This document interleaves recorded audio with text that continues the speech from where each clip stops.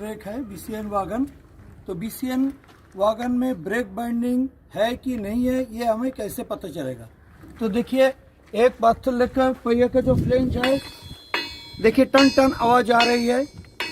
तो इससे हमें पता चलता है जो ब्रेक रिलीज है। और अगर ब्रेक सटा हुआ रहेगा तो ठक ठक ऐसा आवाज़ आएगा। दूसरा जो चीज़ है, देखिए दूसरा समझने का तरीका क्या है, हमें ये है हमारा ब्रेक सिलेंडर, और इधर देखिए ये है हमारा पिस्टन। फर्स्ट पिस्टन अंदर घुसा हुआ है।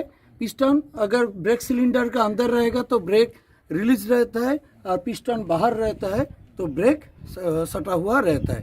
ठीक है, ये हमारा दूसरा तरीका ब्रेक बाइंडिंग है कि नहीं समझने का।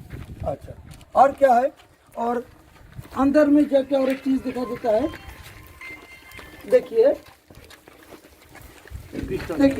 इसको कहते हैं स्लैक एडजस्टर बैरल, SAB, ये जो बैरल। और इसको कहते हैं कंट्रोल, ये नीचे वाला कंट्रोल रॉड। अगर ब्रेक बाइंडिंग रहेगा तो ये हमारा SAB, slack adjuster barrel, control का साथ सटा हुआ रहेगा, ये गैप नहीं रहेगा। अगर ब्रेक रिलीज रहेगा तो यहाँ पे गैप रहेगा। तो ठीक है, तो ये सब चीज़ देख के हमें पता चलता है जो ब्रेक बाइंडिंग है।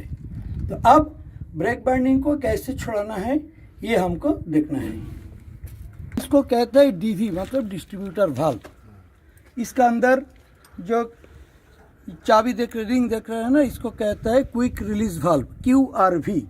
इसको खींचना पड़ेगा या दबाना पड़ेगा। इसको खींचने से और या दबाने से हमारा ब्रेक रिलीज हो जाता है। तो इसको कब तक खींच के रखना चाहिए? जब तक ब्रेक सिलेंडर से पिस्टन पूरा नहीं निकलेगा तब तक हमको इसको खींच के या दबा के रखना चाहिए। यह नंबर 1 तरीका है ब्रेक रिलीज करने का। दूसरा तरीका देखिए, कभी कभी क्या होता है, ये जो हैंड ब्रेक है ना, देखिए एक दिक ऑन, दूसरा तरफ ऑफ रहता है। अगर ऑन मतलब हैंड ब्रेक टाइट, ऑफ मतलब ऑफ स्थिति में हैंड ब्रेक ढीला। कभी कभी गलती से अगर ये हैंड ब्रेक ऑन का तरफ घुमा हुआ रहेगा तो हैंड ब्रेक टाइट रहेगा, तो ये ब्रेक लगा हुआ रहेगा, इससे भी ब्रेक बाइंडिंग हो सकता है। तीसरा जो चीज़ है, देखिए एम्प्टी लोड हैंडल। तो देखिए एक दिक पीला, बाएं तरफ पीला और दाहिने तरफ काला। काला मतलब लोड, हमारे दाहिने हाथ में ज़्यादा जोर रहता है, इसीलिए दाहिने तरफ को काला दिया गया है।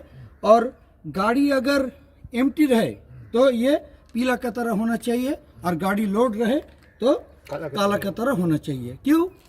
जब ये काला का तरह रहेगा तो हमारा ब्रेकिंग फोर्स ज़्यादा होता है, ब्रेकिंग डिस्टेंस कम होता है। तो लोड गाड़ी के लिए ब्रेकिंग फोर्स ज़्यादा होना चाहिए, और एम्प्टी गाड़ी के लिए लोड हमारा ब्रेकिंग डिस्टेंस ज़्यादा हो सकता है, लेकिन हमारा ब्रेक फोर्स कम ज़रूरत है यहाँ पर एम्प्टी कंडीशन में। तो इसीलिए क्या किया जाता है, हमारा ये लोड या एम्प्टी अनुसार ये हैंडल को घुमाना पड़ता है। अगर गाड़ी खाली है, हम इसे लोड का तरह दे दिया, ज़्यादा ब्रेकिंग फोर्स आ जाएगा तो इससे भी ब्रेक बाइंडिंग हो सकता है। इसीलिए इसको ड्यू साइड में, इसको अभी गाड़ी खाली है, स्प्रिंग देख के हमको पता चलता है। देखिए स्प्रिंग ऊंचा है मतलब गाड़ी खाली है, स्प्रिंग से हमें पता चलता है गाड़ी खाली या भरा हुआ रहेगा तो ये दबा हुआ रहेगा, और ये खाली है इसीलिए ऊंचाई में है। और इसको हमें एम्प्टी का तरह मतलब पीला का साइड में कर देना चाहिए। अगर ये गलती से भी ब्रेक बाइंडिंग हो सकता है। तीसरा चीज़ देखिए, हमारा जो स्लैक एडजस्टर बैरल, मैंने पहले ही बोला, कभी कभी क्या होता है, ये भी जैम हो जाता है। ये जैम हो जाने से क्या होगा, हमारा ब्रेक रिलीज नहीं होगा। ठीक है, ये तो सटा हुआ रहता है अगर ब्रेक बाइंडिंग रहेगा तो इसको हमें एंटी क्लॉकवाइज, देखिए हमारा फेस इधर है, ये पुल रट का तरह, तो एंटी क्लॉकवाइज होगा। और हमारा फेस अगर ये कंट्रोल का तरह होगा तो क्लॉकवाइज घुमाना है। इधर फेस रहेगा तो क्लॉकवाइज, और इधर फेस रहेगा तो एंटी क्लॉकवाइज इसको घुमा के हम रिलीज कर सकते हैं। कभी कभी ये पूरा टाइट हो जाता है, तो एक हथौड़े से धीरे धीरे मारने से भी ये मतलब इसको ढीला करना है, तो हथौड़े से मार से भी इसको ढीला होता है, लेकिन तेजी जोर से मारना नहीं, क्योंकि ये डैमेज हो सकता है। धीरे धीरे हथौड़े से मार के यहाँ पे भी यहाँ के मार के भी हम इसको थोड़ा सा लूज कर सकते हैं, उसके बाद घुमा के हम ब्रेक को रिलीज कर सकते हैं।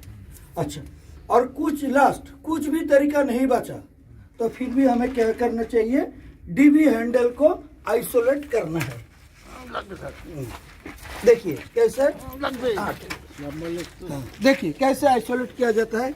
इधर देखिए, यह देखिए, ये है जो हैंडल, इसको डीवी आइसोलेटिंग हैंडल कहता है। ये अगर ये देखिए वर्टिकल पोजीशन में ये एक्टिव रहता है। अगर डीवी से लीकेज हो रहा है, डीवी खराब है, ब्रेक सिलेंडर में कोई खराबी है, तो ये डीवी को हमको ब्रेक सिलेंडर मतलब ब्रेक सिस्टम से हटाना चाहिए। तो इसीलिए क्या किया जाता है, ये हैंडल को ऐसा ऊंचा करना पड़ता है।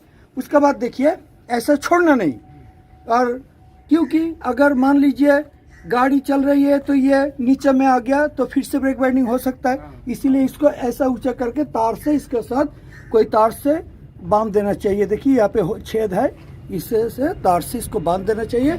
उसके बाद ये जो क्विक रिलीज वाल्व है, ये वाल्व खींच के या दबा के हम इसका ब्रेक को रिलीज कर सकते हैं। तो हमारा जो ऑपरेटिंग डिपार्टमेंट का हाथ में तो यही है। और एक चीज़ है, ये सब चीज़ अप्लाई करने के बाद भी ये ब्रेक बाइंडिंग रिलीज नहीं हुआ तो हमें TXR स्टाफ को बुलाना पड़ता है। तो TXR स्टाफ आके क्या करता है, देखिए यहाँ पे आइए, देखिए TXR स्टाफ आके क्या करता है, इसको एंड पुल रेड कहता है। इसमें देखिए 1 2 3 4 5 6 छेद है। तो इसमें ये पहला छेद तो इस्तेमाल नहीं होता है।